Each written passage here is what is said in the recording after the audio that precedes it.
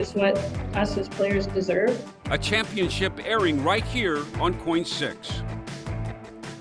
This is a Coin 6 News breaking news alert. Police involved in a crash in Northwest Portland while trying to stop a crime. I'm Jenny Hansen, in for Elizabeth Din. I'm Jeff Gianola. There is a large police presence at Northwest Hoyt in Broadway. Coin 6 on the scene. Let's take a live look. Police tell us they boxed in a suspected car thief who tried to start the car and take off, crashing into those officers in the process. Then we're told the suspect got out and ran. Police say a bystander may have been hurt. Police still looking for that suspect right now, so stay with us as that story develops. Any new developments, we'll keep you up to date here and always online, coin.com. Tonight, Coin 6 is getting results with our continuing reports on low-income tenants faced with staggering rent increases. Now it appears the landlords are listening. Elise Haas with new developments in a story she's been covering now for more than a month. Elise? So these tenants were facing nearly 50% increases, but now that the landlords are coming around, they tell me that they are so relieved that they're not going to be priced out of their homes. Kelsey Schreiner is a single mom, raising a 4-year-old daughter in this one-bedroom apartment in the Prescott in North Portland. Previously, we told you how she and dozens of others in the city's affordable housing program were facing upwards of 50% rent increases, some of more than $400. So we fought really, really hard for the last 2 months, and this new agreement means for us that we get to keep our homes. For weeks, we followed the low-income tenants as they unionized, rallied, and demonstrated, calling on their landlord to make a more reasonable rent increase. After the tenants turned down 2 offers, this week, tenants tell me Green City's company agreed to rescind the rent increase altogether for the remainder of their affordable housing program. We as a union, as renters, were able to make this happen. It wasn't the city stepping in. It was our actions. It was the media attention that we got that put pressure on our landlord that made this happen. Looking ahead, Kelsey and tenant rights advocates say they want to make sure the city implements policy changes to protect thousands of other tenants that could soon experience what Kelsey did. That is a failed policy, and there is no excuse to not address it urgently. They're asking the city to limit affordable housing rent increases to 5% and adjust relocation assistance money to an amount that reflects the true moving costs in 2022. But for now, Kelsey is glad she and her daughter have a home to go back to. Commissioner Dan Ryan said that the following: I appreciate the collaborative spirit of Green Cities to work with tenants and our office to find a thoughtful solution for Portland renters. We are focused on keeping people housed. Each of us has a part to play. I've also reached out to the landlords, Green Cities company, more than a dozen times in the last month, and I have still never heard back. Live in downtown Portland, Elise Haas, Coin 6 News. I know, Elise, you continue to look for those answers. Turning to the midterm elections now, the 2 candidates for Portland City Commissioner, Renee Gonzalez and incumbent Joanne Hardesty, faced off in a debate last night right here in our Coin 6 studios. Now, it began with a back and forth over the new plan from the mayor's office that includes making unsanctioned camping a crime. Challenger Renee Gonzalez called the plan inevitable, but says the city must stay mindful of individual circumstances. There are segments in our population that have legitimate reasons for concerns in going to low barrier shelters. For example, mothers with children, there can be compelling reasons why they don't feel safe in a low barrier shelter. We need to meet them where they're at. Commissioner Hardesty believes the city has to work faster to provide those housing and shelter options before considering criminalization of camping. There's one thing the city can do right now. We have one superpower, and it's called eminent domain, and we could actually repurpose some land now and make it accessible and available for people who are houseless. Now you can watch that full uncut debate at coin.com right now. House Speaker Nancy Pelosi's husband is undergoing surgery after he was attacked in a home invasion overnight. Investigators say 42-year-old David DePappy targeted the speaker's home and bludgeoned Paul Pelosi with a hammer. The Associated Press is reporting DePappy yelled, "Where is Nancy?" during that attack. We will have more reaction coming from Capitol Hill ahead at 5:30.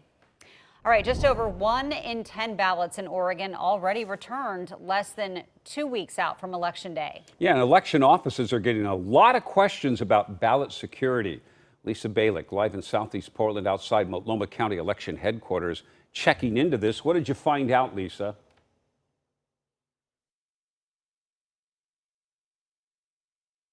But I do want to let you know that the ballot drop boxes here are open during the weekend, where you can come in actually up to the ballot box and outside and drop that ballot. We've seen a lot of people coming here to drop off their ballots in person, concerned about election security. It may look like they're already running thousands of ballots through the counting machines, but this is only a test with sample ballots. Every county in Oregon is required to do this, testing the machines twice before and once after Election Day. A range of test ballots, some with every oval filled out, others all blank. It's to make sure machine counts match how the test ballots are marked. The public's invited to watch. We just want this to be a transparent process. We want the voters in Washington County to know how we run elections. County election offices are getting a flood of calls from voters asking about ballot security measures, especially now that voted ballots are coming in. One of the biggest concerns is the security of those counting machines.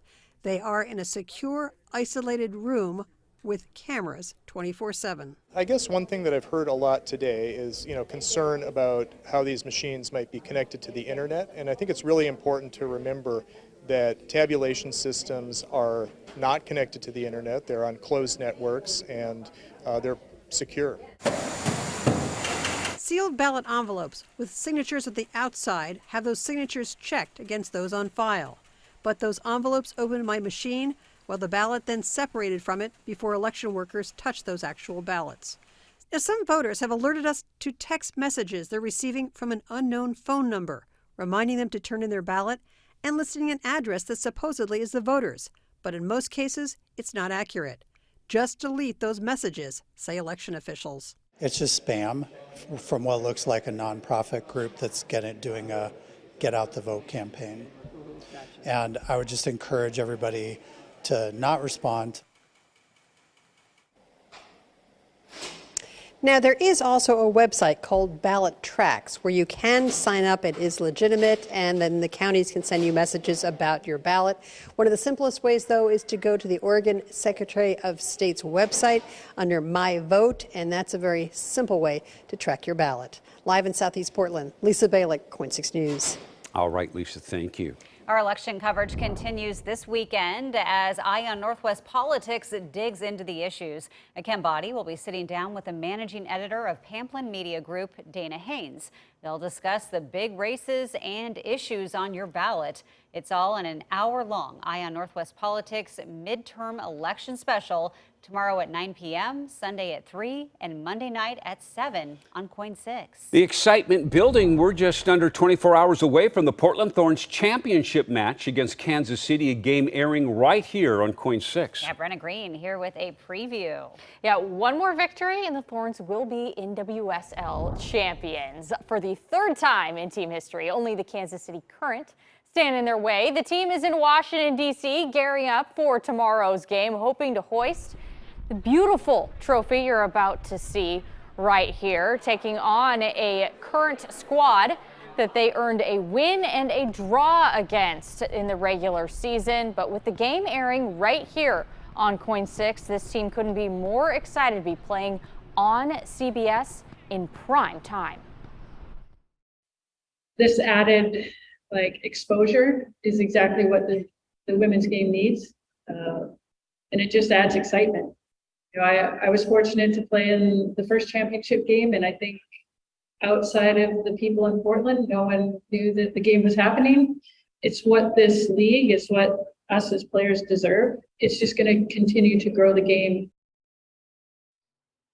So be sure to tune in to Coin 6, a 5 p.m. kickoff tomorrow right here. This game is in Washington, D.C., so quite a distance. The Thorns will look to win their third NWSL title in team history. We're going to have more from this press conference later on in sports. They have a strong fan base. I'm sure some will be traveling. But, you know, if you don't travel, 6 official watch parties set for tomorrow night around Portland, and plenty of other bars and restaurants planning to air the game, too. We have a full list of where you can watch the Thorns fight for the title on coin.com. So that game in Washington, D.C., and Natasha's telling us they're going to have temperatures in the 60s. They're going to have better weather than we are, huh, Natasha? It's just not fair. It just isn't fair. Now, we're dealing with kind of the worst of it right now. The rain is sitting right over Portland. We have those low ceilings out there, so you feel like you're kind of stuck in the fog. By the weekend, we might get a few dry breaks, and we could be competing with Washington, D.C.'s temperatures also. A tricky Halloween forecast, though, ahead. We'll get into those details here in the next 15 minutes. Sunset time tonight is at 6:03. Rain totals so far today. Impressive numbers here. We picked up a ½ inch of rain for Portland, right on target for what we were forecasting yesterday for this day. Troutdale, more than a ½ inch. Salem has yet to pick up a little bit more, only a few hundredths. Most of that rain now sagging south as that front continues to transition to the southeast. So that's where you're going to find the majority of the rain tonight. Temperatures this evening in the low 50s. So for your biking forecast, yep, the pavement's going to be wet for a while. We'll talk more about what to expect for the weekend coming up. Well, Oregon's planning to get the Supreme Court involved in a decades-old murder case. The man convicted currently living free. And another accident on a dangerous stretch of Southeast Powell Boulevard. A person hit by a car just weeks after a deadly crash.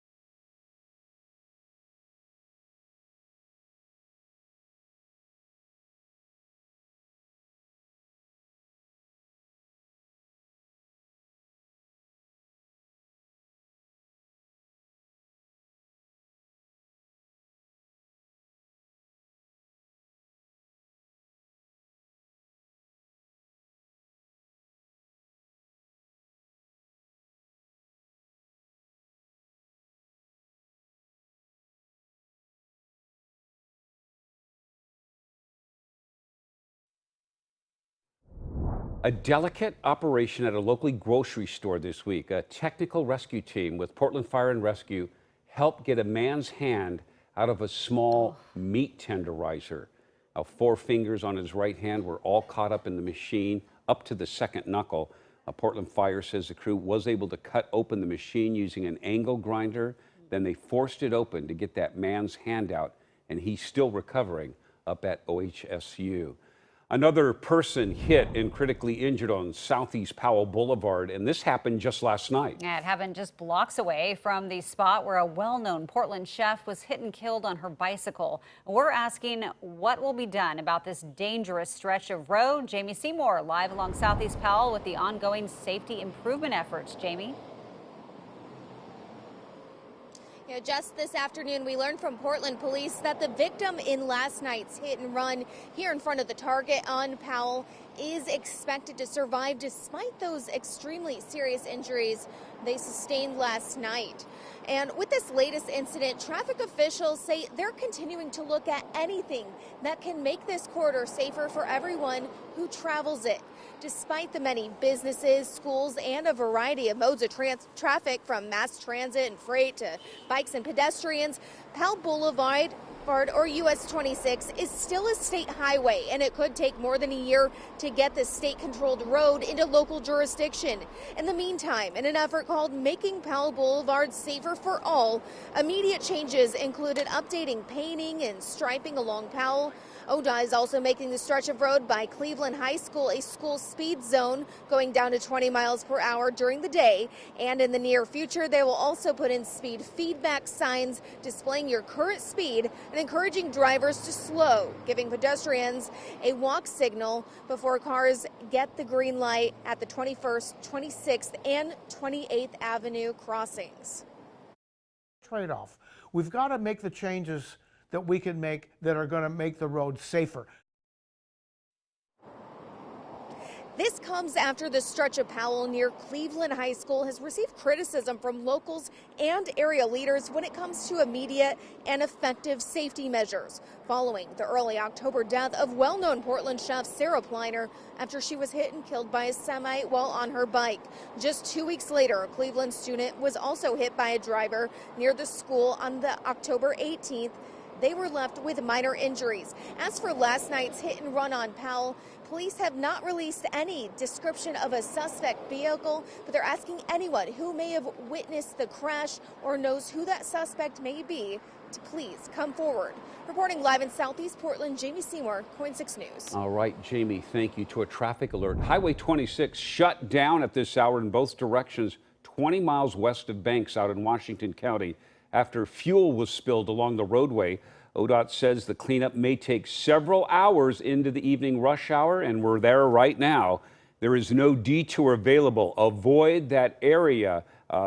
Use caution if you are in that area, but we'll continue to monitor that big traffic alert on Highway 26. Yeah, our weather can't be helping situations. Anytime it's like rainy and dreary like this, I think, gosh, I really wouldn't want to be in a car crash right now because, you know, it can be a mess out there. Yeah, I think people forget. They just forget how to drive when it's raining. Yes. Yeah, they do. I am trying to find some breaks out there in the clouds, and I found one right here. Seaside, yeah, getting a little bit of sunshine just as we're getting closer to your sunset hour. What a pretty photo that's going to be. 57 for you, Seaside. We have some folks sitting right there on the beach enjoying the view. Okay, let's talk about that weekend forecast for the coast. If you are looking for some dry time for your beach excursions, well, that's going to be Saturday. Saturday, mostly dry, 57 degrees. Then our chance of showers arrives on Sunday with a temperature of 56.